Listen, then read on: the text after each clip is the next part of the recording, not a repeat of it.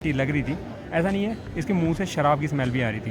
तो शराब की स्मेल इसने खुद उस चीज़ को एक्सेप्ट किया कि हाँ मैंने शराब पी थी, लेकिन वो उन्होंने नहीं पिलाई थी, वो कल वाली शराब पी थी। और अभी इसने मांग मांग के ना अपने पास 200-250 रुपये इकट्ठा कर लिया था और इसने हरिद्वार पहुँचना था। हेलो दोस्तों, कैसे हो आप सभी। और अभी मैं हूँ शिमला में और आपको बता दूँ कि बैठा हूँ अपने गेटी थिएटर के साथ। और एक ऐसा बंदा हमारे को मिल गया यहाँ पे जो एक्चुअल में परेशान है। तो चलिए आपको उससे मिलाते हैं और उसकी दास्तान सुनाते हैं कि वो कैसा है और क्या दिक्कत उसके साथ है। पूरी जानकारी खुद उसके मुंह से सुनते हैं। सो दोस्तों, अभी मैं बैठा था यहाँ पे गेटी थिएटर के पास। तो जैसे ये भाई नेपाली भाई मेरे पास आया और कहने लग गया कि भाई मेरी हेल्प कर दो, मेरी थोड़ी सहायता कर दो, मेरे माँ की जो है वो डेथ हो गई है, तो मुझे नेपाल पहुंचना है। तो मैं यहाँ पे अपना काम करने के लिए बैठा था, थोड़ी देर किसी का इंतज़ार कर रहा था। तो यहाँ पे 2-4 लोग और भी बैठे थे, तो वो उठ के गए। उसके बाद ये भाई साहब आए यहाँ पे। तो मुझे पहले तो मतलब डाउटफुल लगा कि सिर्फ क्योंकि शराब की स्मेल इतनी ज़्यादा आ रही थी कि मुझे लगा कि ये पर्सन जो है ना, ये बेवकूफ़ बना रहा है, मतलब सिर्फ पैसा मांगना चाह रहा है मुझसे। लेकिन जब कहानी मैंने पूरी सुनी ना इस बंदे की, तो कहीं दिल से एक आवाज़ आई कि नहीं भाई, जो कह रहा है ना वो कहीं कुछ परसेंट तक तो सही है। फिर भी इन केस अगर, क्योंकि हम भगवान तो है नहीं, लेकिन कहीं ना कहीं किसी ना किसी रूप में अगर कुछ हेल्प करने की हमें तो हमें हेल्प ज़रूर करनी चाहिए।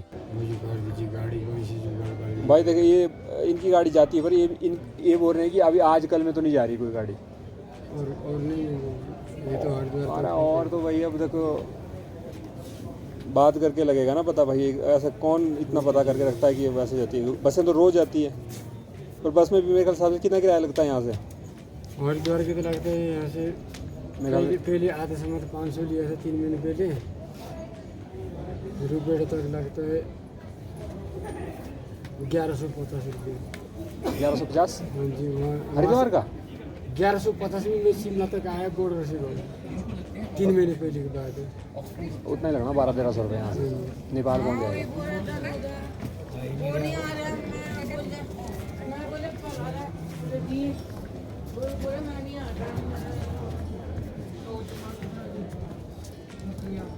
क्या करना फिर तो? नहीं बोल रही गाड़ी नहीं, ये तो अभी बोल रहे कल मैं तो घर गया हूँ, बोले गांव गया हूँ अपने।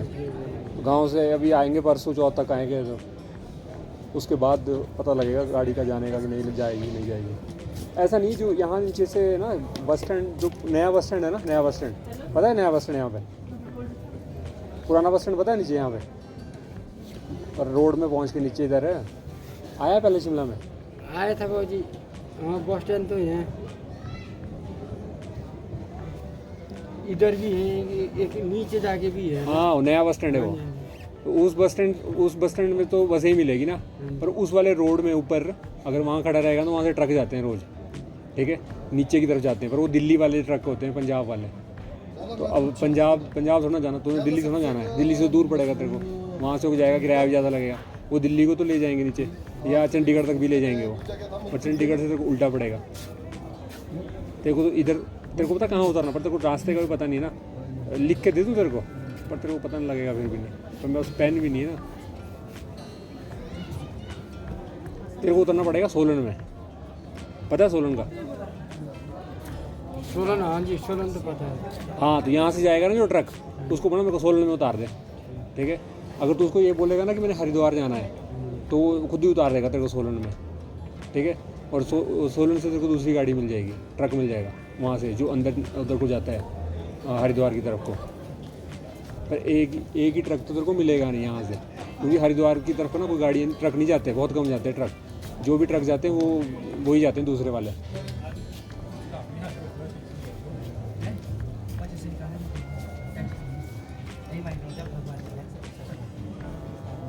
ये बस स्टैंड से आगे जाने पड़ेगा ना भाजी? ये जो नीचे बस स्टैंड है ना, इधर से आगे जाना पड़ेगा, जहाँ से नया बस स्टैंड के लिए रास्ता जाता है, उधर जाना पड़ेगा। पर वहाँ से चौक से फिर नीचे जाता है ना। पर रात को नहीं मिलेंगे वहाँ पे भी ट्रक, वहाँ पे भी सुबह खड़े होना पड़ेगा। अभी नहीं मिलना भाजी, रात को कहाँ मिलेंगे? रात को तो वहाँ पे रास्ते में सोने के लिए भी नहीं मिलेगा। यहाँ बस स्टैंड में रहेगा नीचे, कम से कम सोने को तो हो जाएगा वहाँ पे। इधर हाँ, यहाँ नीचे बस स्टैंड में जाएगा जहाँ पे, वहाँ सोने का तो होगा जुगाड़ कुछ। वहाँ तो आगे रात को बाबूजी से मांगेंगे तो पुलिस वाला बाबू से मांगेंगे तो कमल कुमल देंगे बाबूजी। पुलिस बस स्टैंड में नहीं होगी, पुलिस वाले कहाँ होंगे बस स्टैंड में? वो तो यहाँ होंगे नीचे, इधर नीचे ही साथ में पुलिस चौकी होगी ना उनकी, वहाँ पे जाएगा तो वो कर देंगे तेरी। यहाँ सब्जी मंडी है ना, सब्जी मंडी, बस इधर से नीचे उतर जाना। ये पौड़ियाँ ना जो इधर से, ये इधर यहाँ से आते हैं ना बस स्टैंड से, इधर को आते हैं लोग। अरे इधर ये जो पौड़ियाँ, ये लोग आ रहे हैं ना नीचे, इधर से उतरना है नीचे को, ठीक है? नीचे वाली गली में पहुँच जाएगा सीधे में, ठीक है? वहाँ पूछना खाना कहाँ है, इस साइड को, इधर पीछे, इधर जैसे ऐसे आना है, नीचे से आगे को पूछना। वहाँ सब्जी मंडी होगी ना, सब्जियाँ होगी वहाँ पे, वो बता देंगे कि पुलिस थाना कहाँ है यहाँ पे। हुआ क्या इस पर्सन के साथ? इसके साथ हुआ ये कि ये बंदा ना रोडू से निकल रहा था, तो रोडू के साथ निकलते ये बोल रहा था, जैसे इसने कहानी बताई अपनी कि बस स्टैंड ये पहुंचा ही था, तो बस स्टैंड पहुंचते ना इस बंदे को 2 बंदे और वहाँ मिल गए। कह रहा है कि नेपाल के थे, मैं जानता हूँ उनको, उसके एक के तो गाल पे तिल भी था। तो उन्होंने इसको बैठा दिया बस में, और बस में बैठाने के बाद इसने तो बोला कि मुझे नेपाल जाना है, लेकिन उन्होंने बोला कि चल हम तेरे को बस में बॉर्डर तक छोड़ देंगे और वहाँ तक, फिर वहाँ से आगे खुद चला जाइए। और इसने पहले ये बता भी बता दिया था कि मैं कहाँ से आया हूँ और मतलब कितना पैसा मेरे पास है। तो इसके पास मेरे ख्याल 18-20 हज़ार रुपये के आसपास था, जो मुझे लगा मतलब इसकी सच्चाई से कि सच बोल रहा था बंदा।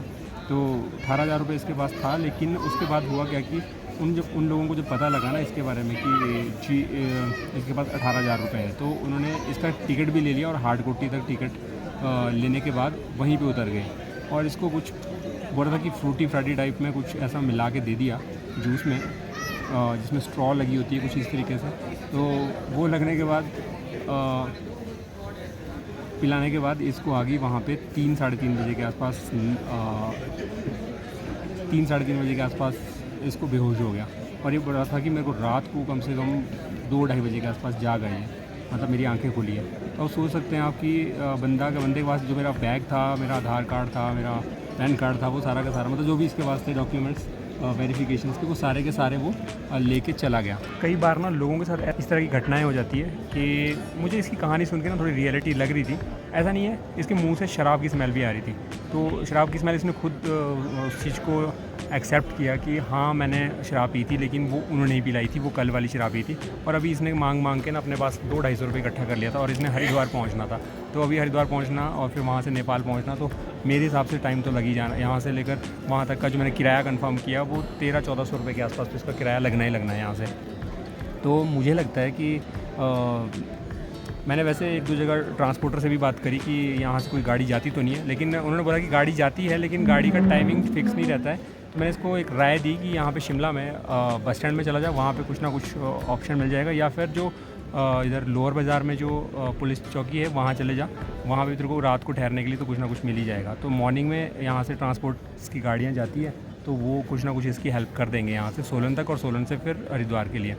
तो थोड़ा सा फाइनेंशियल भी मैंने सपोर्ट किया। बाकी मुझे लगता था कि यार बंदा फंसा हुआ था। और दूसरा सबसे बड़ी बात थी ना कि इसकी मम्मा की, इसने जो बताया कि मेरी माँ गुजर गई है, तो उनका फ़ोन आया था उसी नंबर पे जो वो चोर लेके चले गए दोनों नेपाल के।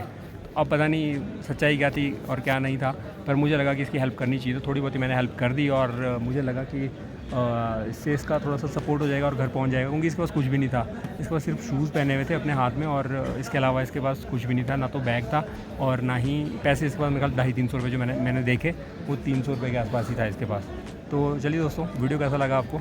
और पहली बार मतलब कई बार इस तरीके से भी लोग मिल जाते हैं रास्ते में, जो कई तरीके से हेल्प मांगते हैं, और हमें हेल्प करनी चाहिए। और सडनली मेरे पास आया और हाथ जोड़ के बोलने लगा कि भाई हेल्प कर दो, हेल्प कर दो। तो पहले मैंने इसकी पूरी कहानी सुनी और वो कहानी आपके सामने रखी। तो चलिए नेक्स्ट व्लॉग में मिलेंगे आपसे, और take care. Like share subscribe कर दीजिए भाई अगर वीडियो अच्छी लगी।